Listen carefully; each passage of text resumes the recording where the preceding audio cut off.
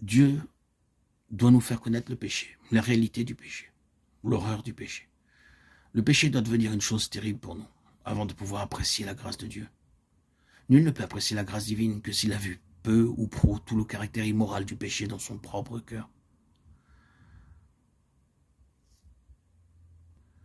Cette lettre, Romains 8, 31-39, s'évertue à exposer la réalité et la nature du péché et ses effets, non pas dans le but de condamner ni de rendre les gens misérables, mais seulement pour les conduire vers la grâce de Dieu, pour mettre en valeur la grâce divine. Ainsi, l'apôtre déclare là où le péché a abondé sur les gentils, les juifs, sur la race humaine, sur le monde tout entier. Une grande vague est passée par-dessus, a inondé toute la création.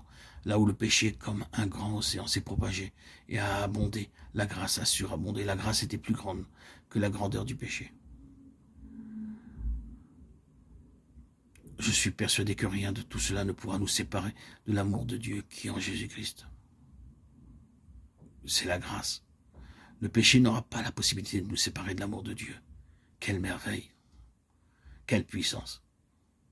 Est-ce que vous croyez cela? Le péché ne vous séparera pas de l'amour de Dieu à cause de Romains 8. Un seul est mort. Christ est mort. Bien plus, il est ressuscité. Plus encore, il est à la droite de Dieu. Et il intercède pour nous. Donc le péché, sur cette base, ne peut pas nous séparer de l'amour de Dieu. Quelle puissance! Quelle merveille! Sublime!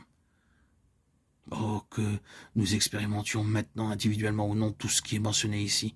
Le fait est qu'il y a un grand nombre de choses qui se sont présentées d'une certaine manière par les forces du mal, dans le but de nous séparer de l'amour de Dieu. La souffrance, l'angoisse, la persécution, la mort et la vie même. Car la vie peut être une chose terrible pour certaines personnes. Beaucoup de choses qui font éruption dans notre vie sont mises en scène par ces forces du mal afin de nous inciter à dire avec preuve objective à l'appui, car c'est l'évidence même que l'amour de Dieu n'est pas une réalité, que Dieu ne nous aime pas. Dans cet orage, quand les vents soufflent de toutes parts, quand tous les éléments sont contre nous, nous avons besoin d'un point d'ancrage, nous avons besoin de quelque chose qui tiendra fermement. Il n'y a aucun doute à l'égard de la dévotion de Paul pour le Seigneur. Il savait que dans son cœur, il n'y avait aucune ombre entre lui et le Seigneur. Il n'était pas en révolte contre le Seigneur et n'agissait pas à l'encontre de la volonté connue de Dieu. Tout son être était centré sur le plaisir de son Seigneur avec le désir de lui être agréable. Il savait cela, mais malgré ce qui était dans son cœur, il a dû faire face à bien des choses.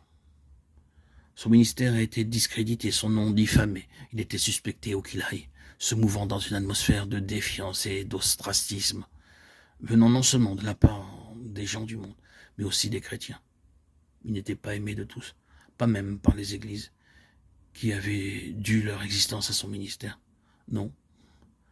Cette chose s'était propagée partout comme une répugnante atmosphère pour détruire cet homme et son ministère.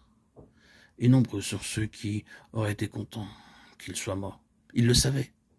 Et ces formes d'opposition, il les avait rencontrées presque quotidiennement au cours de sa vie.